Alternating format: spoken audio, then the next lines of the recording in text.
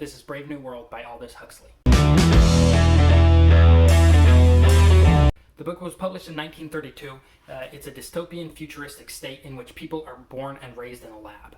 People are genetically created and then taught from a young age to adhere to their social class that they have been predestined for. They're basically programmed to have a certain type of intelligence and to like a certain type of work. But on the surface, this doesn't look all that bad. People seem to like the work that they do, and because they haven't been taught about what they're missing out on, they seem to enjoy their work. The book introduces us first to Lenina, who's in the upper echelons of society. Lenina is a hatchery worker who's very popular and sexually desirable. In this world, families have become obsolete and social and emotional intimacy are looked down on. Everyone goes around reciting their societal mantra, everyone belongs to everyone, and community, identity, stability.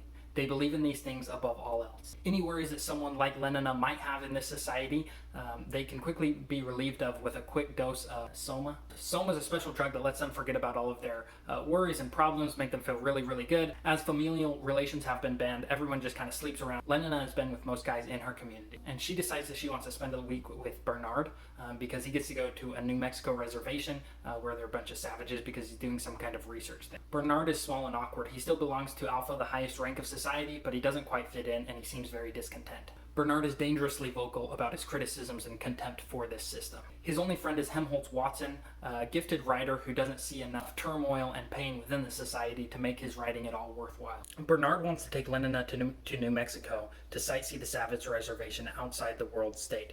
Here the people live and they still have disease, natural birth, aging, other languages, they still have religion, but to the people in the world state, they live poor, disgusting lives. Bernard takes Lenina to New Mexico, and they almost instantly seem to hate it there. They witness a violent public whipping ritual and afterwards encounter Linda, a woman who originally was from the civilization but got lost on the reservation and couldn't return to London as she was pregnant with a son. Remember, in this world, natural birth is effectively banned in the world state. This woman's son, Jon, has never been to the world state. He's a young man now, but he's never been accepted by the tribesmen either, despite having lived on the reservation his whole life. Jon has learned to read, but only from the books available, the complete works of Shakespeare and a few other books. Jon is only able to articulate his feelings in terms of Shakespearean dramas.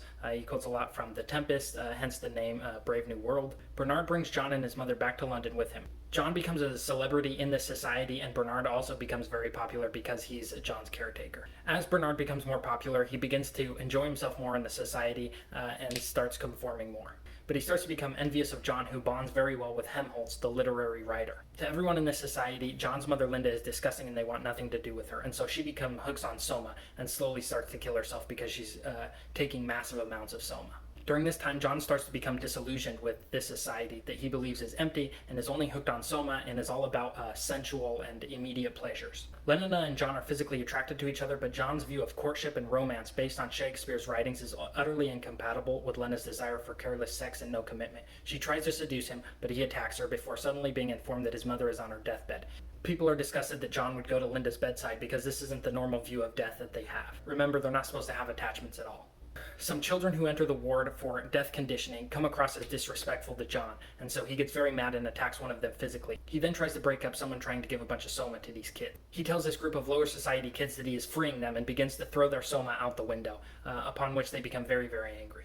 Helmholtz and Bernard rush in to stop the ensuing riot, but the police come in and spray everyone with soma to make everyone calm down. Bernard, Helmholtz, and Jon are all brought before Mustafa Mond, the resident world controller for Western Europe, who tells Bernard and Helmholtz that they are to be exiled to islands for antisocial behavior. Bernard pleads for a second chance, but Helmholtz welcomes the opportunity to be a true individual and chooses the Falkland Islands as his destination, believing that their bad weather will inspire his writing. Mond tells Bernard that exile is actually a reward. The islands are full of the most interesting people in the world, individuals who did not fit into the social mold of the world state. Here, Mond tries to discuss with Jon why this world state is necessary and why people are put into these caste systems hooked on soma and familial relations are banned. He believes that all of this is necessary for peace and prosperity and the happiness of the people. But Jon argues that people have the right to be unhappy, to fight and struggle and work hard. Jon asks if he may go to the islands as well, but Mond refuses, saying that he wishes to see what happens to Jon next in this society. Unhappy with his new life, Jon moves to an abandoned hilltop lighthouse where he wants to purify himself of civilization through self-flagellation and self-isolation. This soon draws reporters and hundreds of amazed sightseers hoping to witness his bizarre behavior. Lenina goes as well to see Jon, but upon Jon seeing the woman who he loves but can never be with because of the social conditioning that she's conformed to, Jon attacks her with his whip. The onlookers are wildly aroused by the display, and Jon is caught up in the crowd's soma-fueled frenzy. The next morning, he remembers the previous night's events and is stricken with remorse and hangs himself. Brave New World wasn't quite what I was expecting. I was expecting kind of one of your more classic 1984 dystopian novels. It almost doesn't seem quite like a dystopia.